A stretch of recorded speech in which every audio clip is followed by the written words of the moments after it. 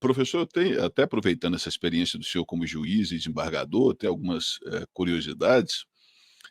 Qual é a petição inicial ideal para ser lida por um juiz, professor? A mais curta possível. Se você puder pôr tudo em 2 páginas, fantástico. Se não couber, o mínimo de páginas possíveis.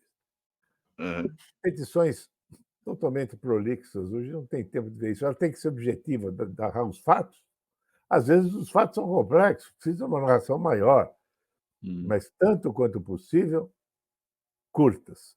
Eu me lembro que quando eu me aposentei, eu fui logo para o escritório onde estou até hoje, hoje como, consultor externo, né, em razão da minha idade. No meu escritório, com 65 anos, você é jubilado.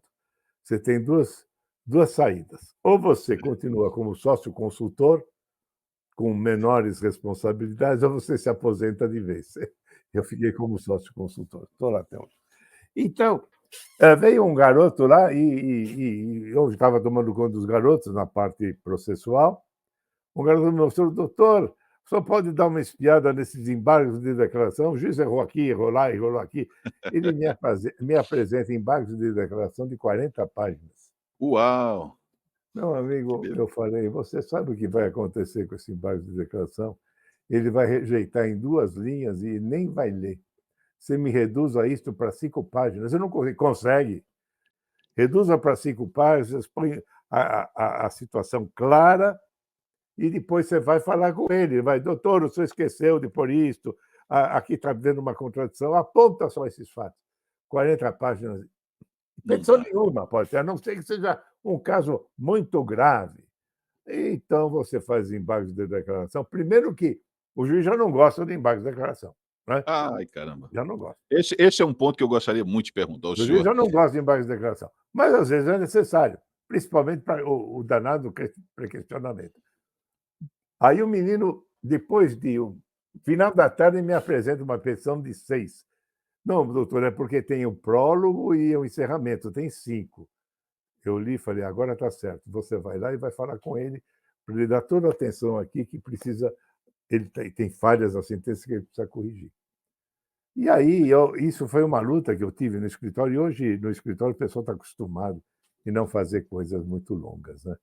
E é difícil, cada vez mais difícil. Tem um artigo do professor Rogério Tucci, do Conjur, falando exatamente da indignação dele em relação a uma prática que se tornou comum, dos juízes decidirem em relação aos embargos de declaração com aquela resposta padrão de que não há omissão, não há obscuridade, não há contradição, e que o juiz não é obrigado a se manifestar a respeito de todas as teses invocadas na petição, e que ele acha isso um absurdo, porque se não fosse uma peça necessária, não constaria do Código de Processo Civil como um dispositivo a ser utilizado pelo advogado. E aí eu pergunto ao senhor, por que há tanta resistência, o senhor que já atuou como juiz, como desembargador, por que há tanta resistência dos juízes em julgar os embargos, que a gente entende que há sim alguns excessos por parte dos advogados que tentam ganhar tempo para algumas situações, mas que é uma peça que deveria ser considerada. E se for protelatório, se for uma peça que não cabe naquela situação, o próprio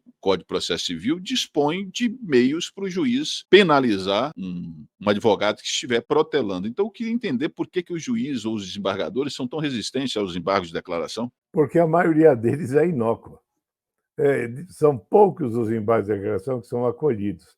Por isso que tem que ser curto, e quando é coisa muito séria, tem que falar com o juiz: olha, ficou faltando aqui, o senhor esqueceu, com todo a respeito, o senhor esqueceu de falar disso. Senão vai ficar na vala comum mesmo e acaba, às vezes, tendo muitas injustiças.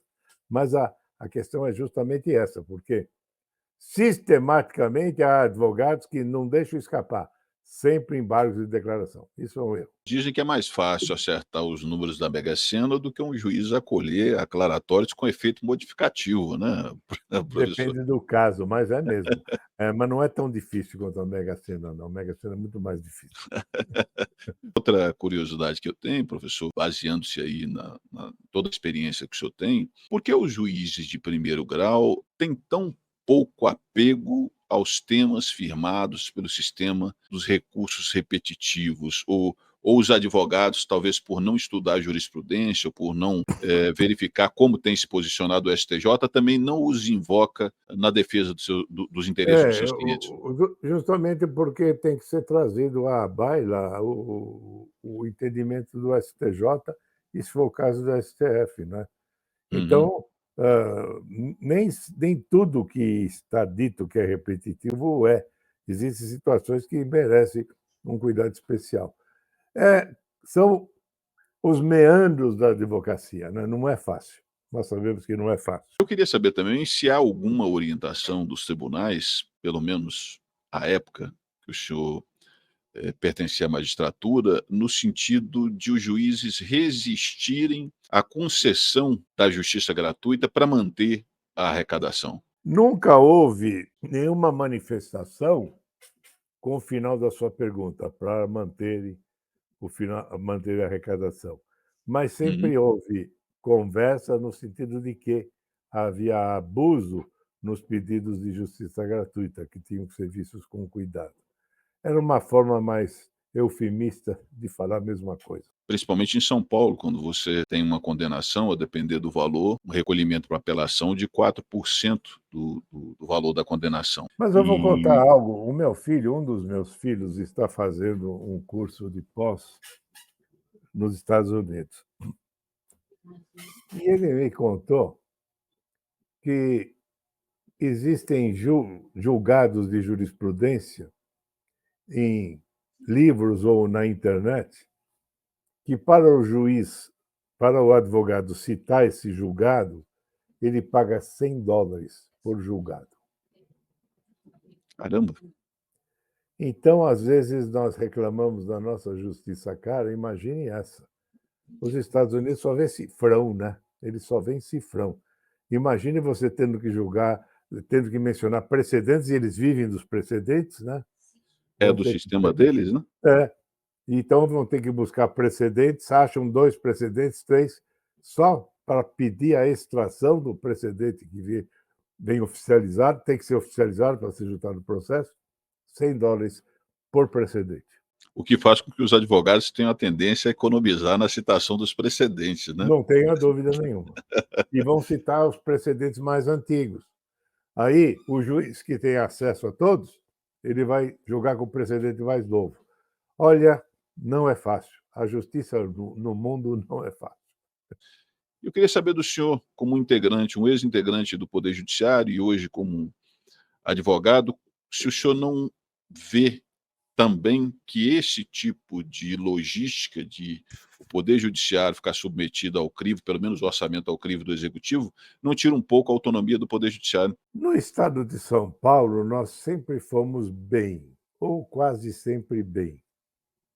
Eu me lembro que um dos professores que eu tive contato, e chegou a dar algumas aulas, o Manuel de Figueiredo Ferraz, ele, e eu falei em uma das aulas, por que nós não fazemos uma afetação de verbas ao judiciário para que ele tenha autonomia? Ele falou que, dentro dos princípios orçamentários, a afetação é prejudicial ao Estado. O Estado tem que ter uma verba e saber como distribuir. A questão é que nós precisamos ter bons políticos. Agora, bons políticos nem sempre são fáceis de achar. Mas que a afetação, todo orçamentarista, todo economista que estuda orçamento diz que essa afetação de verbas para isso, para aquilo, não é conveniente, fora do orçamento normal. Fiquemos com essas opiniões. Está de bom tamanho, né, professor? Uma outra curiosidade que eu tenho e vi de posts do senhor é que o senhor, mais adiante, mesmo como juiz, na sua trajetória de estudos, o senhor ficou um pouco decepcionado com os mestrados da USP e um pouco com o da PUC. Por que razão, professor? Bom, os nossos voos intercontinentais, por uma questão de segurança, eles voam a 30 mil pés, 10 mil metros, né? 10, Uhum. 12 mil metros. Quando você está no campo de Marte, você vai voar a 1.500, 2.000 metros com um avião pequeno, porque os trajetos são menores. E eu digo que os mestrados, com as exceções que sempre confirmam a regra, trazem problemáticas fora da realidade. Eu estou terminando agora, aliás, eu vou falar aqui, Manhã com Venosa, toda terça-feira, às 8h30. E nas últimas 10 aulas, eu fiz um curso completo um curso gratuito, um curso completo sobre comentários à lei do inquilinato. Aí uma aluna, que eles fazem pergunta depois, uma aluna perguntou, mas professor, eu já fiz 2 mestrados, eu nunca aprendi todos esses segredinhos da ação da lei do inquilinato. Falei, porque justamente os aviões do mestrado voam a 30.000 pés, eles nem conseguem enxergar a realidade que está lá embaixo. É por isso. Está explicado. Agora, para finalizar, porque também não quero tomar tanto tempo do senhor, eu E sei que eu o senhor fiz tem as os suas dois, hein? ocupações. Fiz na USP e na PUC. O senhor, me parece, ficou um pouco mais feliz com o que fez na PUC, né? Era mais dinâmico, mais dinâmico. Só por isso. Na verdade, segundo o que eu entendi, o senhor também achou que o caminho trilhado, escrever as suas obras, se dedicar à elaboração das suas obras, foi mais feliz do que aquela que optou alguns dos seus colegas de mestrado, né? Sem dúvida, eu vou contar um episódio. Eu tinha que terminar meu trabalho de final de semestre. E eu não esqueço, eu escolhi como temática enriquecimento sem causa e pagamento indevido. Pesquisei, fiz. Aí dei para o assistente, não vou nem citar nomes, que os dois já são falecidos. Dei para o assistente do titular, falou, meu trabalho é este aqui. Ele falou, puxa, você foi fundo nessa matéria, tal. Mas eu mostrei para o titular, ele disse que não gostou da matéria, não gostou do título, ele queria que você fizesse outro título. Esse daí ele disse que não está bom para um trabalho de mestrado. Então eu falei, então você fala para o ilustre titular da cátedra que eu estou saindo do curso e vou fazer curso solo. O resultado foi 1,5 milhão de livros vendidos e o meu caro ilustre coordenador e instrutor do mestrado não teve nenhum livro publicado. Que loucura. E o senhor sendo referência não só para os juízes, desembargadores e ministros, mas provavelmente para esses orientadores também, né? Porque as suas obras, pelo conteúdo e pela consistência, naturalmente é referência para qualquer um que opera com direito. Eu tenho uma Eu forma de escrever que o leigo entende, não é? Eu escrevo de uma forma mais simples e dou os pequenos segredinhos nas entrelinhas, né? Segredinhos que só a experiência dá. E geralmente os alunos me agradecem. Poxa, eu li o livro do senhor e gostei muito porque entendi tudo. Isso é um reconforto, é uma recompensa para o professor, né? E não só isso, viu, professor? Principalmente no Código Civil interpretado, pelo menos as obras de que disponho, observa-se que o senhor menciona jurisprudência, aquilo que é objeto de controvérsia, o senhor também o faz. Então, verifica-se que há um cuidado para além da escrita, para além da venda pura e simples da obra, né? Acho que o que traz satisfação para um profissional, principalmente quando consulta uma obra, é poder olhar e falar: "Caramba, eu estou tendo referências que eu não encontrei em outros escritores", porque tem obras que a gente lê e tem essa impressão de que está sendo dito sempre o mesmo que os outros dizem, né. Aliás, há escritores em que parece que a grande especialidade deles é reunir o que cada outro escritor diz de melhor, A quando na famosa verdade coxa de retalhos, né? exatamente, exatamente. Mas eu tomo cuidado de dizer, eu falo, esta é a minha opinião, Uhum. seguida por uma parte da doutrina, mas há opiniões em contrário, para que os leitores vão pesquisar para ver qual que ele acha que é a melhor. Não posso dizer que estou sempre certo, nem devo, né? Então, Uhum. nos assuntos controversos, há opiniões em contrário. Eu sempre falo isso.